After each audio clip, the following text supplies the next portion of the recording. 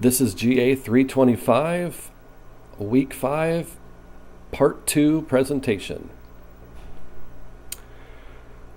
Another approach is to use several different grids on various spreads that all share the same outer frame or margins. There will be obvious differences on each spread in the visual logic applied, but the artist can use this to their advantage, taking elements of each spread and setting them up to accommodate the visual needs of the elements. Grids can also change from one side of the page to the other in order to provide the best layout scheme. The left half of the page can have a different amount of modules than the right, or the top half differing from the bottom.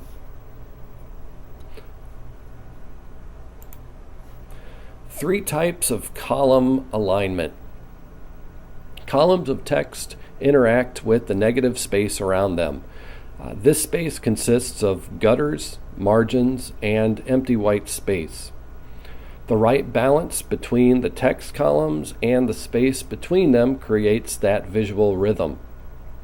The three types of column alignments are columns that line up at both top and bottom horizontal margins, columns that line up on the top margin and rag on the bottom, or line up on the bottom and rag on the top. The third is ragged on both top and bottom, as you can see from these different examples here.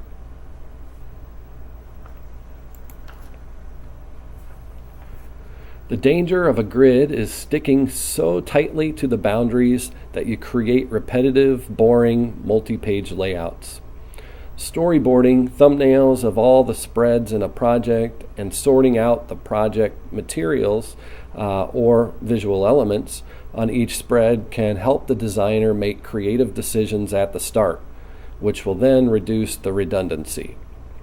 Layout variations can be tested on a grid to determine pacing and rhythm. Sometimes it's easier to do these little storyboard or rough sketches, wireframes I guess you could call them, because you can easily make those changes quickly, as opposed to having to rearrange all your content so much on the computer. So this is at the very initial stages when you're experimenting with grids. It's best to kind of do it in this sense because it takes a lot less time.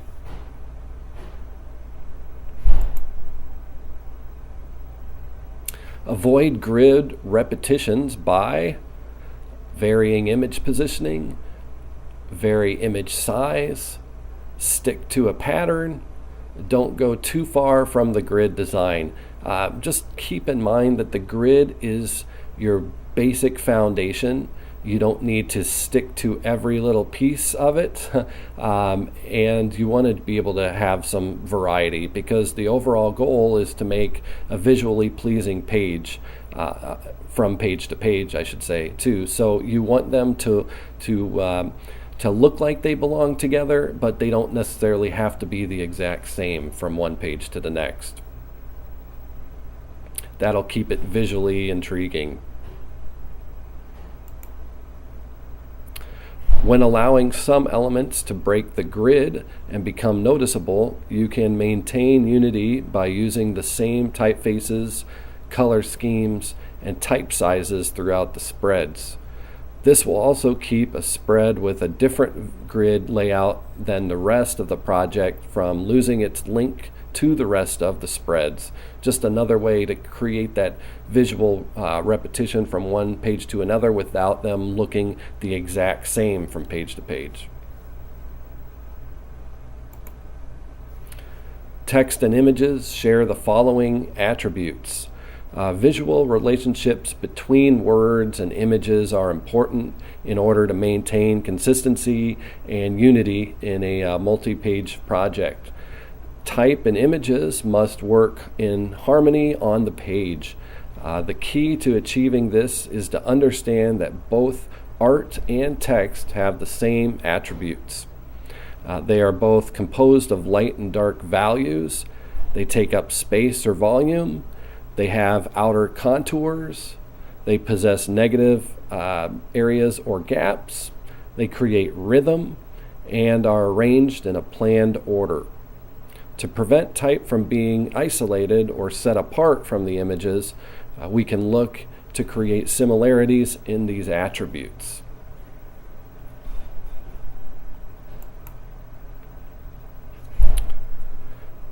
Uniting type and images.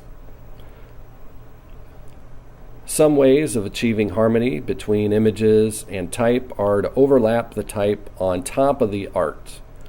Text can be placed inside the picture or partially on the image and extended into the outer space. This may provide immediate unification.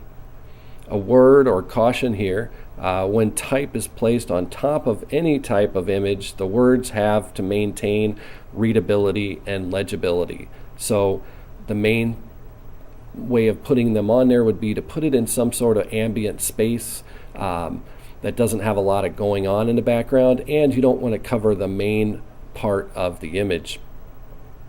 If the font style, colors, or size do not differentiate the words enough from the picture behind them, then the reader will have to struggle to see the writing, and that's not what you want to do. You want to be able to still emphasize that writing and make it harmonious with the imagery instead of having them fight against each other.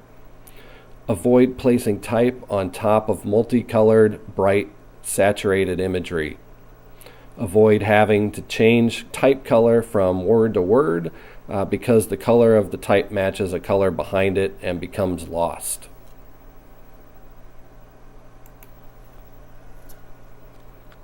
Contrasting type and image attributes. Another way to unify text and imagery is to contrast the type attributes with the image attributes.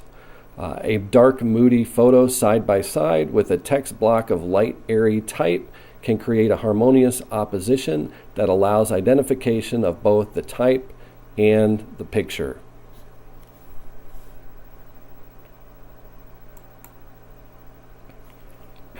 Type can be placed with images in three different ways. When marrying type to photographs, illustrations, or graphics, you can use placement in three different ways. If you place the text entirely inside the image, they will become integrated. If this is done, the type should relate to the elements of the picture, run along a contour in the photo, for instance.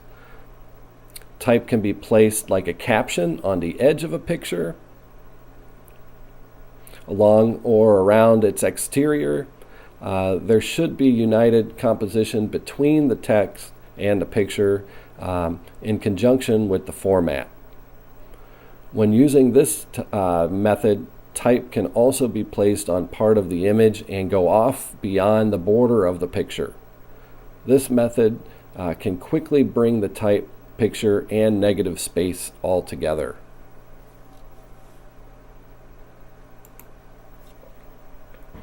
Silhouetted images and text. The pronounced outer contour of silhouetted images can provide a strong contrast or similarity to text blocks that are placed in close proximity to the dark image. Whether or not there is a complement or contrast of the two depends on the position of the text in conjunction with the silhouetted art and how alignment and rag of the type relate to the shape of the image. This concludes part 2 of the presentation.